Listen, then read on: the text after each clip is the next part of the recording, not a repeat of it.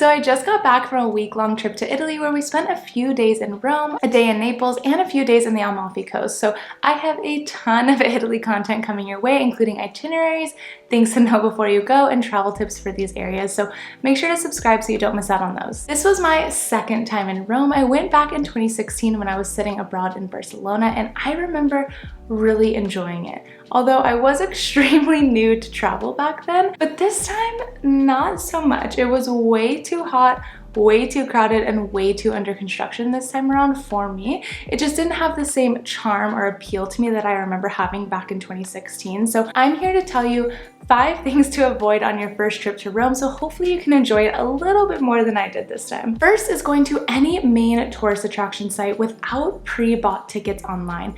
As I said before, Rome is genuinely the most crowded city I have ever visited, and even having tickets bought online beforehand, it was a nightmare getting into any of the main attractions, so much so that I would probably not even pay to go into most of them anyways, but more on that later. But I definitely would not wait in line to purchase a ticket at the attraction itself. You will be wasting so much time. It could literally take hours before you even get inside, and that just means you're wasting a day where you could be seeing multiple sites instead of just seeing this one. To give you a reference, we had Vatican Museum tickets for 8 a.m. one morning, and even with the pre-bought ticket, it took us over an hour of waiting in line to actually enter the museum.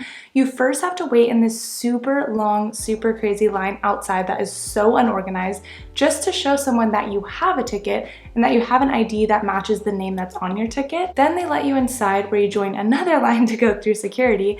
This is where you'll get your bags checked. And then after this, you are herded like cattle into several other lines where you will actually scan your ticket at a till and enter the museum. It's an insane process that I was so over by the time we even got into the museum. So I can't imagine how much longer it would take if you didn't even have a ticket. I mean, we saw the non-ticket holder line and it went all the way down the Vatican City walls for so long. So just know that it would absolutely not be worth it to enter the main attractions without a ticket already bought online, because honestly, it's almost not worth going inside some of them even with a ticket, which again, I'll dive more into later. Next, don't eat at restaurants close to any of the main attractions or public plazas. They typically will always charge a cover charge, add-on service charges, or ask for tips on top of their already overpriced menu. For those of you who are new to traveling to Europe, you do not need to tip here. So the restaurants who charge cover charges, add-on service charges to your total bill, or ask for tips at the end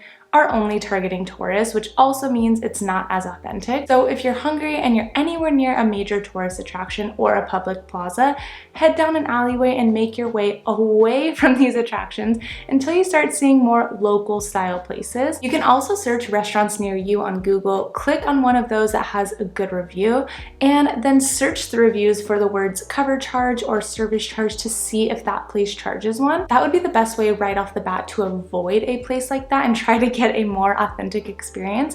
Worst case scenario, if you sit down at a restaurant and you open up the menu, it will say at the bottom of the menu, €2 service charge per person or whatever, and then you can just get up and go before you order. I've done it before, don't feel weird about it. They're trying to screw you over with a cover charge, so it's totally fine if you leave. Another reason why you don't want to eat at these places is that on top of these service charges and asking for tips at the end, the menu itself is usually overpriced. So again, you're just paying way more than you need to pay for probably less authentic or lower quality of food. One of our first nights we were in Rome, we ate at a place called Achille al Pantheon, which is obviously very close to the Pantheon.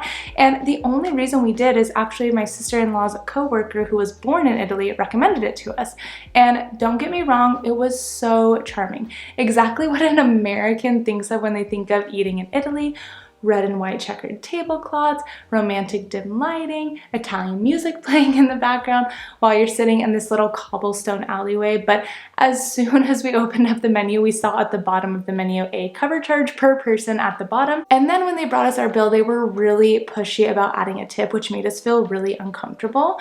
I will say the food was really good there, so maybe that girl thought the food is good, and although it's a little touristy, it would be the experience that us Americans would want. I'm not really sure, but we tried our best to not make that mistake again by always looking at the menus to see if they did have a cover charge per person and avoid restaurants close to main attractions. The next 3 on the list are specific attractions that are completely overhyped and not worth visiting in my opinion. First is Campo de Fiori Market. Every blog you ever read raves about this place, and honestly it might have been one of the most disappointing and overly tourist markets I've ever been to. First, it's actually quite small. We were all expecting to get all of our souvenir shopping done here, and there was only 2 stalls with souvenir type stuff, but both were honestly awful. The majority of the stalls were all exactly the same food products, like olive oil, limoncello, dried pasta, pistachio cream, all that kind of stuff. Like it literally felt like they copied and pasted 15 identical stalls right next to each other selling the exact same things and called it a market. Also, none of the shop owners are Italian, so it doesn't feel authentic at all, and they are super pushy, calling out to you as you pass by their stall, following you, trying to put products in your face as you're walking by. It just makes you want to keep walking by and not even actually stop and attempt to look at their stall and shop, because they're all just way too pushy. So I'd say do not shop here. There are plenty of small shops and alleyways all around Rome that sell Italian leather products and souvenirs for you to buy, which will be more diverse and less pushy. Next is the Spanish Steps. I have no idea why this place is always listed as a top thing to do in Rome, or why it even is as famous as it is. They are literally just stairs. They're not painted, they're not tiled, they're not decorated, just plain gray stairs. Nothing exciting at all about them. And the area in front of and along the stairs is filled with people selling stuff on little blankets or out of their coats. And I honestly was gripping my bag real tight walking through this area because I felt like it was definitely a place where I would get pickpocketed. And again, for what? Like to see some normal looking stairs that I've seen before? Every blogger article you read talks about how these are must-see stairs because they're the most famous staircase in Europe. Some even say the most famous staircase in the world. I'm not sure how true that is, but I promise you, you will be disappointed when you see them. They're also a lot further north than all the other attractions, so you wouldn't just pass by them naturally. Like you would actually have to make an effort to go up and see these stairs. And again, I just don't think it's worth it. What I will say though is there is a street even more north called Via del Babbuino. I'm sure I'm saying that wrong, but it is one of the main shopping streets in Rome, and it is stunning. By far the cleanest and prettiest place you'll probably visit in Rome, as most of Rome is filled with graffiti and trash. The entire city needs a good power wash to bring it back to life, in my opinion. But this street was so beautiful. So if you really feel the need to visit the Spanish Steps for some reason, at least walk along this street to see a nicer and cleaner part of Rome. And this last one might be super controversial. Well, I guess this entire video could be considered controversial, and I'm sure I'll get a ton of angry comments about certain things, but I want to tell you guys the truth. The last thing to avoid is paying to go inside the Colosseum. Yep, I said it. Arguably the most famous Roman attraction is not worth it on the inside, in my opinion. I think the outside is truly stunning, and you get all this detail with the columns and the arches in each tier. You can stare at it from the outside for hours and still be in awe of how good of shape this place is, considering it was built in the year 72 AD. Like, it's just mind-boggling. And there are tons of really great photo spots all around where you can get really cool photos of the Colosseum too. But the inside is a different story. The ticket price is 18 euros, which is already a little steep in my opinion, as most Roman attractions are. And even with a prepaid ticket, getting inside is insane. It's the exact same process I described earlier for the Vatican museums. Waiting in line outside to prove that you have a ticket that matches your ID, then another line inside for security, and then a third line to actually scan your ticket. But the amount of people in this line was so absurd. I actually thought it was the non-ticket holder line, but it was the ticket holder line.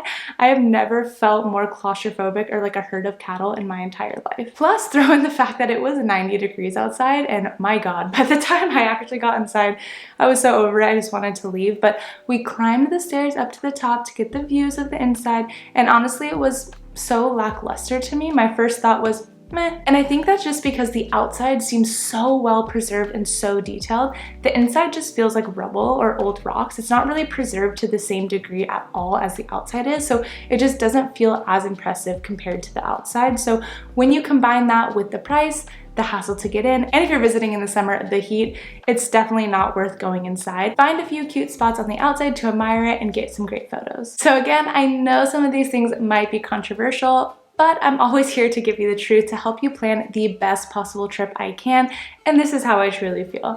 Next week, I'll have my 3-day Rome itinerary ready to go, so make sure to subscribe so you don't miss out on that, which will have a Google map you can easily follow along to on your trip as well.